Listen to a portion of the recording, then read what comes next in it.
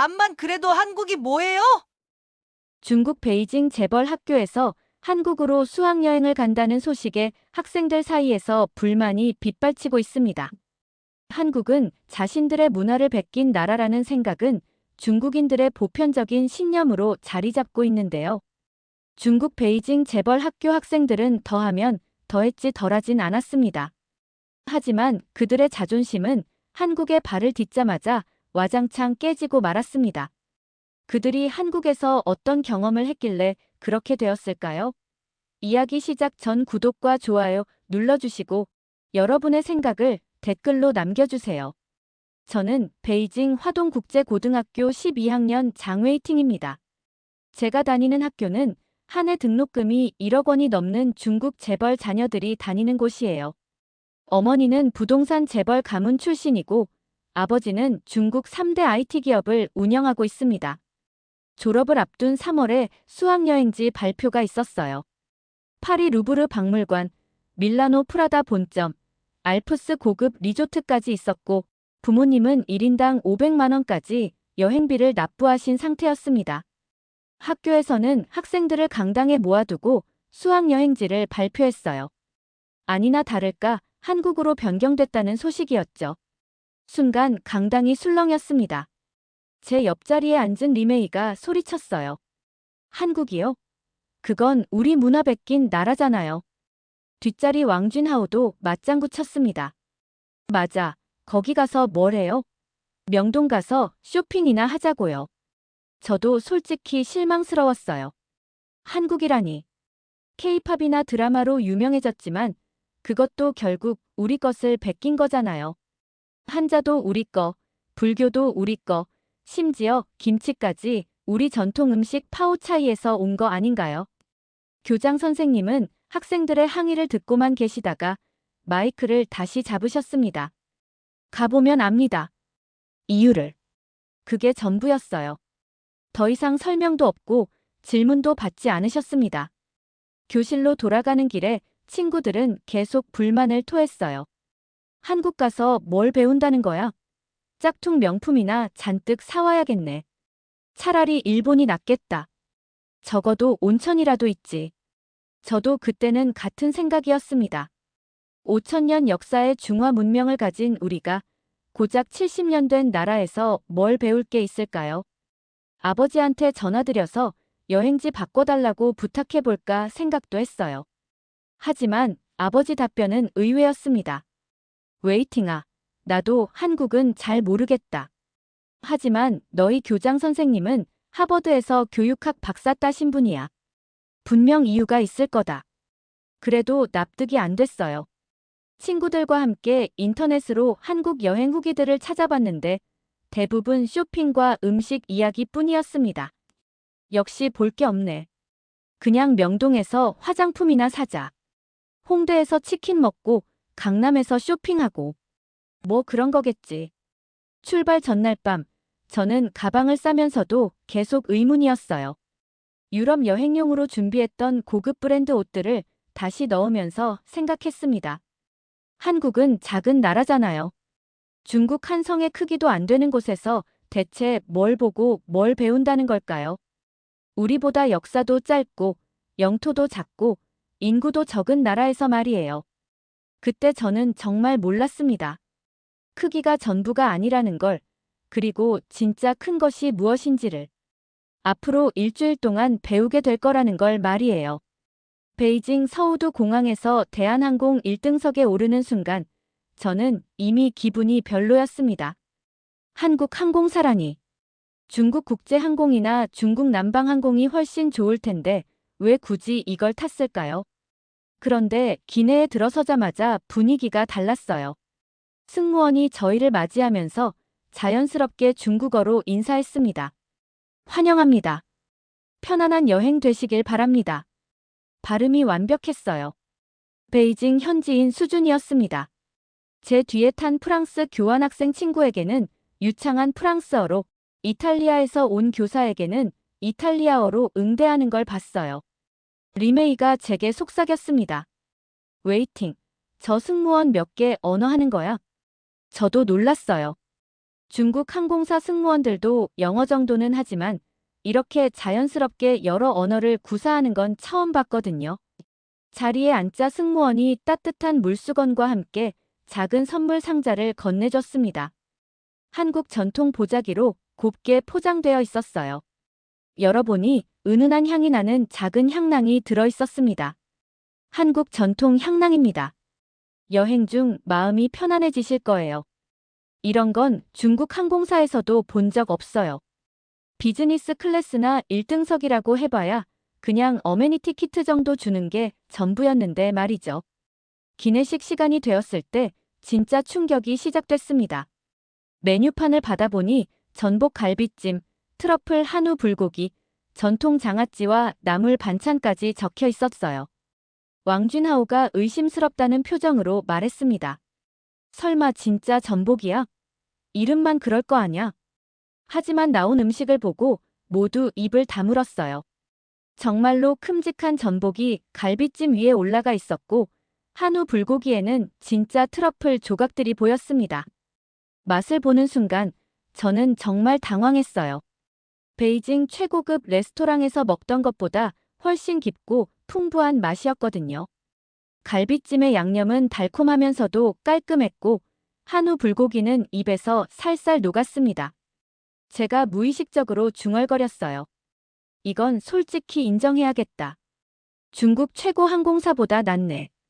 옆자리 리메이도 고개를 끄덕였습니다. 맞아. 이 정도일 줄 몰랐어. 한국 음식이 이렇게 정교할 줄이야. 식사 후 디저트로 나온 유자차도 놀라웠어요. 은은하게 달콤하면서 향긋한 맛이 입안 가득 퍼졌습니다. 중국에서도 유자차를 마셔봤지만 이건 차원이 달랐어요. 승무원이 다가와서 설명해줬습니다. 한국 남해안에서 자란 유기농 유자로 만든 차예요. 피로 회복에도 좋고 마음도 차분해집니다. 그때부터 기내 분위기가 묘하게 바뀌기 시작했어요. 처음엔 한국 여행을 못마땅해 하던 친구들이 서로 눈짓을 주고받기 시작했습니다. 장하오이가 작은 목소리로 말했어요. 첫날부터 이 정도면 나머지는 대체 어떨까? 저도 같은 생각이었어요. 비행기에서부터 이런 수준이면 한국이라는 나라가 생각보다 만만하지 않을 수도 있겠다는 생각이 들기 시작했거든요. 착륙하기 전 승무원이 한국 관련 간단한 영상을 보여줬는데 그 영상도 예상외로 세련됐어요. 한국의 자연과 도시, 문화가 아름답게 편집되어 있었습니다. 비행기가 인천공항에 착륙할 때까지 저희는 계속 서로를 바라보며 무언의 대화를 나눴어요. 어쩌면 한국에 대한 우리의 편견이 틀렸을지도 모른다는 생각 말이죠. 인천공항에 도착해서 입국 수속을 마친 후 저희는 공항 내 카페에서 잠시 휴식을 취했습니다. 비행기에서 받은 충격이 아직 가시지 않은 상태였거든요. 스타벅스에서 아메리카노를 주문하면서 저는 지갑을 카운터에 올려뒀어요. 신용카드로 결제하고 커피를 받은 후 친구들과 함께 자리로 갔습니다. 그런데 30분 정도 지나서 버스를 타려는데 지갑이 없는 거예요. 순간 머리가 하얘졌습니다. 지갑 안에는 현금 2만 위안, 신용카드 3장, 여권, 그리고 베이징 고급 백화점 VIP 쿠폰까지 들어있었거든요. 리메이가 다급하게 말했어요. 웨이팅, 혹시 카페에 두고 온 거 아냐? 급하게 카페로 돌아갔지만 카운터에는 아무것도 없었어요. 직원에게 물어봐도 못 봤다고 했습니다. 저는 정말 절망적이었어요. 중국에서라면 이미 끝이에요. 누군가 가져갔을 게 뻔하죠. 특히 현금이 그렇게 많이 들어있었으니까요. 왕준하오가 위로하듯 말했습니다.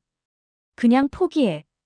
한국도 사람 사는 곳인데 당연히 누가 가져갔을 거야. 하지만 선생님께서 공항 안내데스크에 신고하라고 하셨어요. 반신반의하면서 따라갔습니다. 안내데스크 직원은 친절하게 분실 신고를 접수해줬어요. 하지만 솔직히 기대는 안 했습니다. 그냥 형식적인 절차련이 했죠. 그런데 3시간 후 호텔에 도착해서 짐을 풀고 있는데 전화가 왔어요. 혹시 지갑을 잃어버리신 분이세요? 깜짝 놀라서 전화를 받았는데 공항 청소 담당자였습니다. 카페 테이블 밑에서 지갑을 발견했는데요. 신분증 확인해서 연락드려요. 믿을 수 없었어요. 급하게 공항으로 돌아가서 지갑을 받았는데 정말 놀라운 일이 벌어졌습니다. 현금 2만 위안, 그대로였어요. 신용카드 3장, 여권, VIP 쿠폰까지 하나도 빠짐없이 전부 들어있었습니다. 청소 아주머니께서 웃으시며 말씀하셨어요. 남의 물건을 왜 가져가요? 주인이 얼마나 놀랐을까요? 그 순간 저는 정말 멍했어요. 이게 당연한 일이라는 듯이 말씀하시는 아주머니를 보면서 말이에요. 호텔로 돌아가서 친구들에게 이 일을 얘기했더니 모두 믿지 못하겠다는 표정이었어요. 장하오이가 말했습니다. 설마 진짜야? 현금까지 그대로 있었다고. 그때부터 친구들 사이에서 묘한 실험이 시작됐어요. 정말로 한국이 그런 나라인지 확인해보고 싶어 한 거죠. 리메이는 자신의 에어팟을 지하철역 벤치에 일부러 놓고 왔어요. 이 시간 후 돌아갔더니 그대로 있었습니다. 왕준하오는 루이비통 클러치를 명동 카페 테이블에 깜빡하고 나왔어요. 다음 날 가보니 카페 사장이 고이 보관해뒀더라고요. 심지어 장하오이는 맥북을 한강공원 벤치에 30분간 놓고 화장실을 다녀왔는데 아무도 건드리지 않았어요. 그날 밤 호텔에서 우리는 충격에 빠져 있었습니다. 중국에서라면 상상도 할 수 없는 일들이었거든요. 리메이가 중얼거렸어요. 이상해. 우리가 더 부자인데 왜 우리는 이렇게 못 살까? 저도 똑같은 생각이었어요. 중국이 경제대국이고 우리가 더 많은 돈을 가지고 있는데 왜 한국 사람들이 더 여유롭고 자유로워 보일까요? 왕준하오가 핵심을 짚었습니다. 이 나라는 시스템이 아니라 신뢰로 돌아가는 것 같아. 맞았어요. CCTV가 많아서가 아니라 처벌이 무서워서가 아니라 그냥 당연히 남의 물건을 건드리지 않는 거였어요. 그날 밤 저는 오랫동안 잠들지 못했습니다. 지갑을 돌려받으면서 느낀 그 따뜻함이 계속 머릿속에 맴돌았거든요. 아주머니의 그 자연스러운 미소와 함께 말이에요. 둘째 날 오전, 저희는 국립한글박물관에 도착했습니다. 솔직히 문자 박물관이라니 뭘 볼 게 있을까 싶었어요. 한글은 그냥 간단한 알파벳 같은 거 아닌가요? 입구에 들어서자마자 거대한 벽면 스크린이 저희를 맞았어요. 3D 애니메이션이 시작되면서 조선시대 궁궐 모습이 펼쳐졌습니다. 화면 속에는 왕이 한 명 나와 있었어요. 바로 세종대왕이었습니다. 애니메이션 속 세종대왕이 신하들과 대화하는 장면이 나왔어요. 백성들이 그를 모르니 억울한 일을 당해도 호소할 길이 없다. 전하, 한자가 있지 않습니까? 한자는 너무 어렵다. 양반들만 쓸 수 있는 글자로는 안 된다. 저는 그 순간 깜짝 놀랐어요. 왕이 백성들을 걱정해서 글자를 만든다고요? 리메이가 제게 속삭였습니다. 웨이팅, 저거 진짜야? 왕이 직접 글자를 만든다고? 저도 믿기 어려웠어요. 중국 역사에서 황제는 백성들이 글을 모르는 걸 오히려 좋아했거든요. 무식한 백성이 다루기 쉽다고 생각했으니까요. 애니메이션이 계속 이어졌어요. 지식은 모두의 것이어야 한다. 그래서 새로운 글자를 만든다. 세종대왕이 직접 연구하고 고민하는 모습이 나왔습니다. 밤늦게 촛불을 켜놓고 글자 모양을 그리고 있었어요. 왕준하오가 중얼거렸습니다. 왕이 백성을 위해 이렇게까지 한다고? 저도 같은 생각이었어요. 우리가 알던 왕의 모습과는 완전히 달랐거든요. 그 다음 전시실에서는 한글의 구조를 체험해 볼 수 있었어요.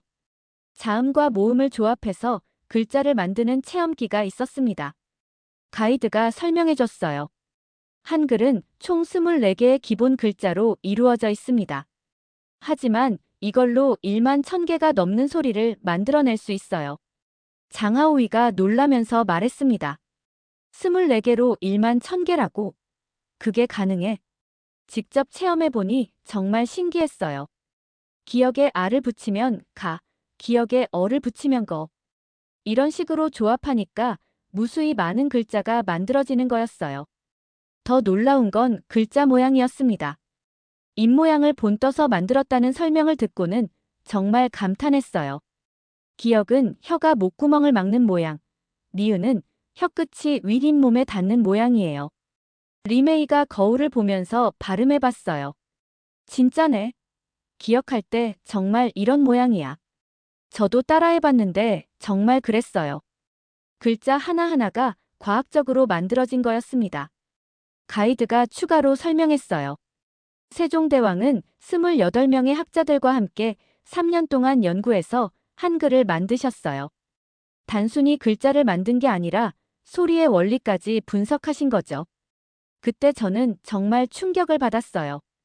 이건 단순한 문자가 아니라 하나의 철학이었거든요. 전시실 마지막 부분에서 한자와 한글을 비교하는 영상이 나왔어요. 한자는 배우기 어려워서 양반들만 사용할 수 있었습니다. 하지만 한글은 누구나 쉽게 배울 수 있도록 만들어졌어요. 왕준하오가 조용히 말했습니다. 한자는 벼슬아치들만 쓰는 거였는데 이건 완전히 다르네. 맞았어요. 중국에서 한자는 지배층의 전유물이었거든요. 글을 아는 사람과 모르는 사람 사이에 엄청난 계급 차이가 있었죠. 하지만 한글은 정반대였어요. 모든 사람이 쉽게 배울 수 있도록 만든 글자였습니다. 박물관을 나오면서 저희는 모두 말이 없었어요. 너무 많은 것을 생각하게 됐거든요. 리메이가 먼저 입을 열었습니다. 왕이 백성을 위해 글자를 만든다는 게 믿어져. 저도 아직 믿기 어려웠어요. 하지만 부정할 수도 없었습니다. 모든 증거가 눈앞에 있었으니까요. 그날 저녁 호텔에서 저는 한글로 제 이름을 써봤어요. 장웨이팅. 생각보다 어렵지 않았습니다. 그러면서 문득 생각했어요. 권력자가 백성을 위해 뭔가를 만든다는 게 정말 가능한 일일까요? 그리고 그런 정신이 지금도 이 나라에 남아있는 걸까요? 셋째 날, 저희는 경복궁에 가기 전에 한복 체험을 하게 됐습니다. 솔직히 전통 의상 체험이라니 좀 유치하다는 생각이 들었어요. 중국에서도 한푸 체험을 해봤는데 그냥 사진 찍기 용이었거든요. 한복 대여점에 들어가자 사장님이 친절하게 맞아주셨어요. 어서 오세요. 궁궐 나들이용 한복을 준비해뒀어요. 벽에 걸린 한복들을 보니 생각보다 색깔이 화려했습니다. 빨간색, 파란색, 노란색, 하얀색이 조화롭게 어우러져 있었어요. 리메이가 파란색 저고리를 가리키며 말했습니다. 색깔이 너무 튀지 않을까? 사장님이 웃으시며 설명해 주셨어요. 한복의 색깔은 오방색이라고 해서 5가지 기본색을 쓰는 거예요. 각각 의미가 있답니다. 저는 남자용 한복을 골랐는데 바지 저고리라고 하더라고요. 입어보니 신기했어요. 옷이 몸에 딱 붙지 않고 여유롭게 떨어지는 게 정말 편안했습니다. 더 놀라운 건 입자마자 자세가 달라진다는 거였어요. 자연스럽게 어깨가 펴지고 걸음걸이가 천천히 변했습니다. 왕준하오가 거울을 보면서 중얼거렸어요. 이상해. 왜 갑자기 점잖아진 기분이지? 저도 같은 느낌이었어요. 평소에 입던 디자이너 브랜드 옷들과는 완전히 다른 느낌이었거든요. 한복을 입고 경복궁으로 향했습니다. 입구에서 경복궁을 처음 봤을 때 솔직히 실망스러웠어요. 장하오이가 실망한 목소리로 말했습니다. 자금성보다 훨씬 작잖아. 이게 궁궐이야? 저도 그렇게 생각했어요. 자금성의 웅장함에 비하면 정말 소규모였거든요. 하지만 안으로 들어가면서 생각이 바뀌기 시작했어요. 궁궐이 산과 완벽하게 조화를 이루고 있었습니다. 가이드가 설명해줬어요. 경복궁은 자연과 하나가 되도록 설계됐어요. 뒤로는 북악산이 병풍처럼 둘러싸고 앞으로는 한강이 흘러가죠. 정말 그랬어요. 건물들이 자연스럽게 산의 능선을 따라 배치되어 있었습니다. 자금성처럼 자연을 압도하려는 게 아니라 자연 속에 조용히 스며든 느낌이었어요. 근정전에 도착했을 때는 정말 감탄했습니다. 처마 밑 단청의 색깔이 너무나 아름다웠거든요. 저 색깔들이 바로 한복에서 본 오방색이에요. 빨강, 파랑, 노랑, 하양, 검정이 절묘하게 균형을 이루고 있었습니다. 화려하면서도 품격 있고 밝으면서도 차분했어요. 리메이가 한복 치마를 살짝 들어올리며 걸어보더니 놀라워했어요. 이 옷, 걸을 때마다 곡선이 살아 움직여. 정말 그랬어요. 한복의 치마가 바람에 살랑거릴 때마다 우아한 곡선을 그렸습니다. 서양 드레스처럼 딱딱하지도 않고 중국 치파오처럼 몸에 붙지도 않았어요. 경복궁을 돌아다니다가 한국 학생들을 만났어요. 같은 또래 아이들이 수학여행을 온 모양이었습니다. 그중 한 학생이 저희에게 다가와서 말했어요. 한복 정말 잘 어울리세요. 어느 나라에서 오셨어요? 중국에서 왔어요. 와, 중국어 배우고 싶었는데. 한복 어때요? 리메이가 대답했습니다. 생각보다 편하고 예뻐요. 근데 이런 옷을 왜 입어요? 한국 학생이 웃으며 답했어요. 한복은 마음을 편하게 해주는 옷이에요. 입으면 자연스럽게 예의 바르게 되거든요. 그 말을 듣는 순간 저는 뭔가 깨달았어요. 한복이 단순한 옷이 아니라는 걸 말이에요. 왕준하오가 저에게 속삭였습니다. 이상해. 루이비통이나 구찌 입을 때보다 더 고급스러운 기분이야. 저도 똑같았어요. 명품 브랜드는 남들에게 보여주기 위한 옷이었다면 한복은 나 자신을 바르게 만드는 옷 같았거든요. 궁궐을 다 돌고 나서 향원정이라는 정자에 앉았어요. 연못 위에 떠있는 작은 정자였는데 그곳에서 바라본 풍경이 정말 아름다웠습니다. 장하오이가 조용히 말했습니다. 자금성은 권력을 보여주는 건물이었는데 여기는 자연과 함께 사는 법을 보여주는 것 같아. 맞았어요. 경복궁에서는 왕도 자연의 일부였던 거죠. 자연을 정복하려 하지 않고 자연과 조화롭게 살려고 했던 거예요. 한복을 벗을 시간이 되었을 때 정말 아쉬웠어요. 이 옷을 입고 있으면 마음이 차분해지고 품격 있어지는 게 느껴졌거든요. 그날 저녁 호텔에서 거울을 보니 평소 입던 명품 옷이 갑자기 어색해 보였어요. 겉으로만 화려하고 내면은 없는 것 같달까요? 한복은 정말 달랐어요. 입는 사람의 마음까지 바꿔주는 옷이었습니다. 넷째 날 저녁, 저희는 특별한 경험을 하게 됐습니다. 서울 근교 아파트에서 한국 가정 홈스테이를 하는 거였어요. 저는 김민준이라는 고등학생 가족과 함께 하루를 보내게 됐습니다. 김민준의 집에 도착했을 때 첫 인상은 솔직히 실망스러웠어요. 33평 아파트라고 했는데 베이징에 있는 저희 집 거실만한 크기였거든요. 현관에서 신발을 벗으며 생각했어요. 이런 좁은 곳에서 어떻게 내 식구가 살까요? 하지만 집 안으로 들어가자 분위기가 완전히 달랐어요. 작지만 정말 깔끔하고 따뜻했습니다. 거실 한쪽 벽에는 가족 사진들이 가득했고 소파에는 민준이 어머니가 직접 뜨신 쿠션들이 놓여 있었어요. 민준이 어머니께서 웃으시며 맞아주셨습니다. 어서 와. 우리 집에 온 걸 환영해. 그 순간 저는 묘한 느낌을 받았어요. 진심으로 반가워하시는 게 느껴졌거든요. 저녁 준비 시간이 되자 정말 놀라운 일이 벌어졌어요. 온 가족이 부엌에 모여서 함께 요리를 시작한 거예요. 아버지는 파를 썰고 어머니는 찌개를 끓이고 민준이는 밥을 짓고 누나는 반찬을 준비했습니다. 저는 어쩔 줄 몰라 하고 있는데 민준이 어머니께서 말씀하셨어요. 웨이팅이도 도와줘. 상추 좀 씻어줄래? 저는 당황했어요. 베이징 집에서는 요리는 아주머니가 다 해주셨거든요. 저희 가족이 함께 요리한 적은 한 번도 없었어요. 서툴게 상추를 씻는 저를 보고 민준이 웃었습니다. 처음 해봐. 괜찮아. 나도 처음엔 그랬어. 그때 민준의 아버지께서 다가오셨어요. 웨이팅아, 중국에서는 가족끼리 요리 안 해. 저희는 보통 아주머니가 해주세요. 아, 그렇구나. 우리는 다 같이 하는 게 더 재밌어서 그래. 15분 만에 상이 차려졌어요. 김치찌개, 불고기, 계란말이, 각종 반찬들이 식탁 가득 놓였습니다.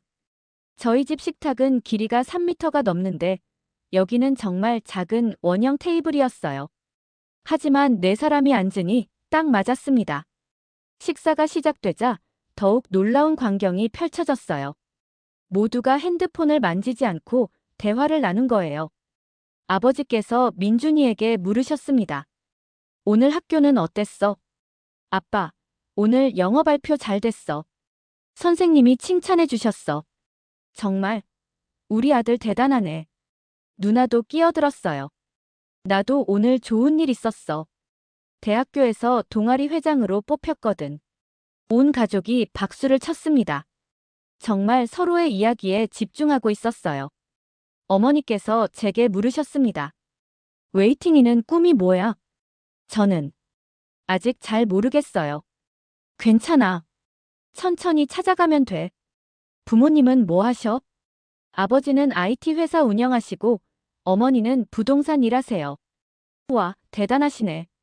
그럼 웨이팅이도 부담 많이 느끼겠다. 그 말에 저는 깜짝 놀랐어요. 부담을 느끼는지 물어보시다니. 베이징에서는 누구도 제 마음을 묻지 않았거든요. 식사 후에 더 충격적인 일이 벌어졌어요.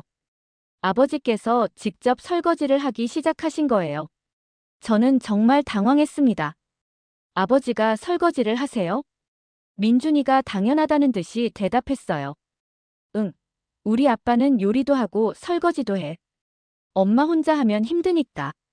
중국에서 제 아버지는 집안일에 손 하나 대지 않으세요. 그게 당연한 줄 알았는데 말이에요. 저녁 후 거실에서 가족들과 함께 텔레비전을 봤는데 여기서도 놀라운 모습을 봤어요. 민준이가 아버지 어깨를 주물러드리고 누나는 어머니와 손을 잡고 이야기를 나누고 있었습니다. 저는 언제 마지막으로 부모님과 스킨십을 했는지 기억도 안 났어요. 잠자리에 들기 전 민준이와 이야기를 나눴습니다. 민준아, 너희 가족 정말 사이좋다. 그래, 그냥 평범한데. 웨이팅이 가족은 어때? 저는 잠시 말이 막혔어요. 우리는 각자 바빠서 대화할 시간이 별로 없어. 그럼 외롭지 않아? 외롭다. 그 단어를 듣는 순간 뭔가 가슴이 뭉클했어요. 집은 크지만 가족은 따로따로 살아. 아빠는 서재에서, 엄마는 거실에서, 나는 내 방에서. 각자 핸드폰만 봐. 민준이가 안타까운 표정을 지었어요. 여기서 며칠 더 지내면 좋겠는데. 그날 밤 저는 오랫동안 잠들지 못했어요. 33평 아파트가 300평 저택보다 훨씬 따뜻하다는 게 신기했거든요. 집의 크기가 중요한 게 아니라 마음의 거리가 중요하다는 걸 그때 처음 깨달았습니다. 베이징에 있는 저희 집은 크지만 차갑고 여기는 작지만 정말 따뜻했어요. 다음 날 아침 작별 인사를 할 때 민준이 어머니께서 말씀하셨어요. 웨이팅아, 언제든 한국 오면 우리 집에 놀러와. 진심이 담긴 그 말이 아직도 기억에 남아 있습니다. 다섯째 날, 저희는 서울 디지털 미디어 시티에 있는 스마트시티 체험관을 방문했습니다. 솔직히 기대하지 않았어요. 기술 분야에서는 중국이 세계 최고라고 생각했거든요. 체험관에 들어서자 깔끔한 인터페이스의 로봇이 저희를 맞았어요. 하지만 이 로봇은 뭔가 달랐습니다. 안녕하세요. 오늘 기분은 어떠세요? 로봇이 저희 표정을 읽고 물어본 거예요. 단순한 안내가 아니라 감정을 묻고 있었습니다. 리메이가 신기해하며 대답했어요. 조금 피곤해요. 그렇다면 편안한 음악을 들려드릴까요? 로봇이 잔잔한 클래식 음악을 틀어줬어요. 정말 마음이 차분해졌습니다. 가이드가 설명해줬어요. 이 로봇은 감정인식 기술로 사용자의 상태를 파악해서 맞춤형 서비스를 제공해요. 첫 번째 체험 공간은 치매 예방센터였습니다. 할머니, 할아버지들이 로봇과 함께 게임을 하고 계셨어요. 오늘 날씨가 어떤가요? 맑고 좋습니다. 그럼 산책하기 좋겠네요. 어떤 추억이 있으신지 이야기해 주세요.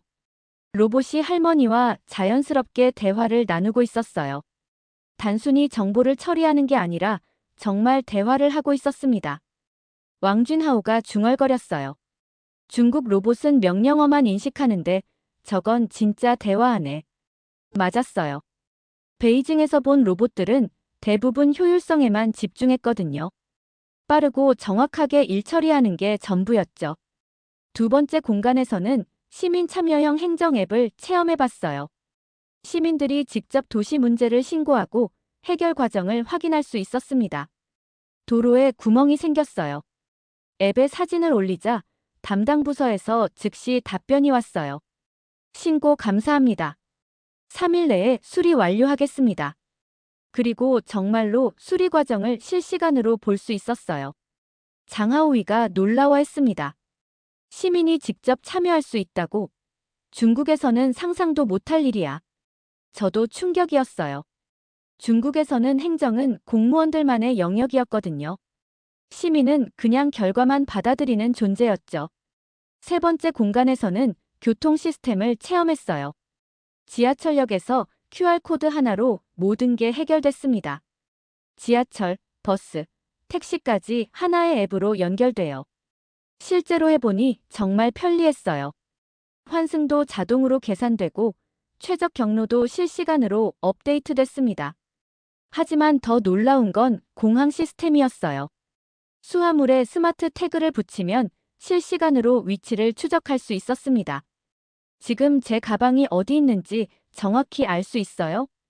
네, 현재 수화물 벨트 3번에서 나오고 있습니다. 정말 그 시간에 맞춰 가방이 나왔어요. 중국 공항에서는 가방을 잃어버리면 찾기가 정말 어려웠는데 말이에요. 입국 시스템도 놀라웠어요. 얼굴 인식으로 자동 통과되는 건 중국에도 있지만 여기는 뭔가 달랐어요. 개인정보는 어떻게 보호되나요? 모든 데이터는 익명화되고 필요한 정보만 최소한으로 수집해요. 리메이가 의아해했어요. 그럼 효율성이 떨어지지 않아요? 사람의 프라이버시가 더 중요하다고 생각해요. 그 순간 저는 깨달았어요. 중국 기술은 국가나 기업의 효율을 위한 것이었다면 한국 기술은 개인의 편의와 권리를 위한 것이었습니다. 마지막으로 스마트 홈 체험을 했어요. 집안의 모든 기기가 연결되어 있었지만 사용자가 원하지 않으면 언제든 끌 수 있었어요. 기술이 인간을 지배하는 게 아니라 인간이 기술을 선택할 수 있어야 한다고 생각해요. 체험관을 나오면서 저희는 모두 말이 없었어요. 왕준하오가 먼저 입을 열었습니다. 이상해. 중국이 기술이 더 많은데 왜 더 불편하지? 저도 같은 생각이었어요. 중국의 기술은 감시와 통제를 위한 것 같았는데 한국의 기술은 정말 사람을 위한 것 같았거든요. 리메이가 말했어요. 여기는 기술보다 사람이 중심이네. 그때 함께 온 천 선생님께서 아무 말씀도 하지 않으시는 게 보였어요. 평소 중국 기술의 우수성을 자랑하시던 분이셨는데 말이에요. 저희가 물어봤습니다. 선생님, 어떻게 생각하세요? 한참을 망설이시더니 대답하셨어요. 기술은 인정한다. 하지만 이건 너무 빠르다. 선생님의 표정에서 뭔가 복잡한 감정이 느껴졌어요. 인정하고 싶지 않지만 인정할 수밖에 없는 그런 느낌 말이에요. 그날 저녁 호텔에서 저는 오랫동안 생각했어요. 기술이 발전한다는 건 무엇일까요? 더 빠르고 더 정확한 게 발전일까요? 아니면 더 인간적이고 더 따뜻한 게 발전일까요? 한국에서 본 기술은 후자였어요. 효율보다는 공감을, 속도보다는 배려를 중시하는 기술이었습니다. 마지막 날 저녁, 서울 시내 한 한식당에서 송별 만찬이 열렸습니다. 일주일 전 베이징에서 출발할 때의 저희와는 완전히 달라져 있었어요. 한국 학생들도 함께 참석했는데 민준이와 그의 친구들이 와줬습니다. 테이블에 앉자 갑자기 어색해졌어요. 뭘 말해야 할지 모르겠더라고요. 민준이가 먼저 말을 꺼냈습니다. 어때요? 한국 여행 재미있었어요? 그 순간 저는 정말 부끄러웠어요. 일주일 전 저희가 했던 말들이 생각났거든요. 솔직히 말씀드릴게요. 처음에는 한국을 무시했어요. 친구들도 고개를 끄덕였습니다. 리메이가 이어서 말했어요. 쇼핑이나 하러 가는 곳이라고 생각했거든요. 한국 학생들이 놀란 표정을 지었어요. 하지만 화내지 않고 오히려 웃어줬습니다. 그럴 수 있어요. 저희도 중국에 대해서 잘 몰랐으니까요. 그 말에 더욱 부끄러워졌어요. 저희는 편견으로 가득했는데 한국 학생들은 이렇게 너그럽게 받아주다니. 왕준하오가 솔직하게 털어놨습니다. 작다고 무시했지만 한국은 정말 크고 깊은 나라였어요. 어떤 점에서요? 신뢰요. 지갑을 잃어버려도 돌아오고 물건을 놔둬도 아무도 가져가지 않고 장하오이도 끼어들었어요. 그리고 배려. 세종대왕이 백성을 위해 글자를 만드시고 왕궁도 자연과 조화를 이루게 짓고 저도 말했습니다.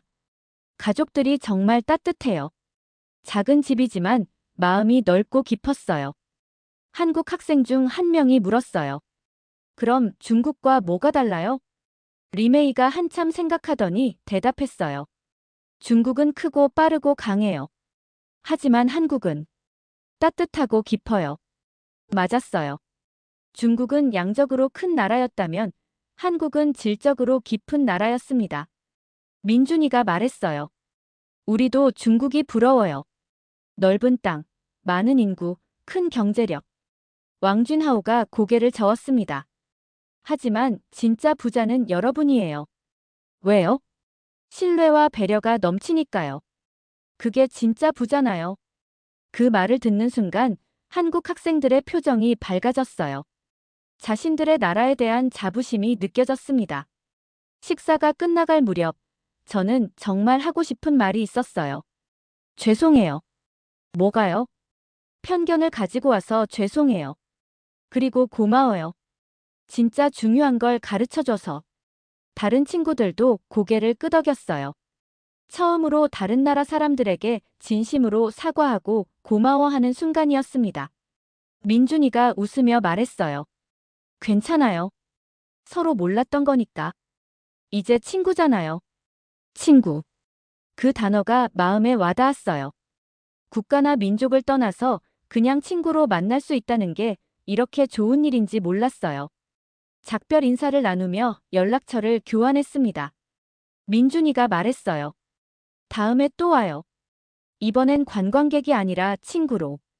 그 말이 계속 머릿속에 맴돌았어요. 인천공항으로 가는 버스 안에서 저희는 조용했습니다. 모두 복잡한 감정에 빠져 있었거든요. 비행기에 탑승하기 전 저는 스마트폰에 일기를 적기 시작했어요. 명동에서 쇼핑만 하려 했던 한국에서 진짜 중요한 걸 쇼핑하지 못한 건 우리였다. 리메이도 옆에서 뭔가 적고 있었어요. 작은 나라라고 무시했지만 가장 큰 것들을 배웠다. 신뢰, 배려, 따뜻함. 왕준하오는 이렇게 적었어요. 크기가 전부가 아니라는 걸 배웠다. 마음의 크기가 진짜 크기다. 장하오이의 글이 가장 인상적이었어요. 나는 다시 갈 거다. 이번엔 친구로서. 비행기가 이륙하면서 서울의 야경이 보였어요. 작지만 따뜻한 불빛들이 질서정연하게 반짝이고 있었습니다. 그때 깨달았어요. 한국이 작은 나라가 아니라는 걸. 면적은 작을지 몰라도 마음은 정말 큰 나라였다는 걸 말이에요. 베이징으로 돌아가면서 저는 결심했습니다. 이제부터는 편견 없이 세상을 보겠다고. 그리고 한국에서 배운 것들을 중국에서도 실천해 보겠다고. 무엇보다 다시 한국에 가고 싶었어요. 이번엔 관광객이 아니라 친구로서, 배우러 가는 게 아니라 나누러 가는 사람으로서 말이에요. 쇼핑하러 갔다가 인생을 쇼핑하고 온 일주일이었습니다.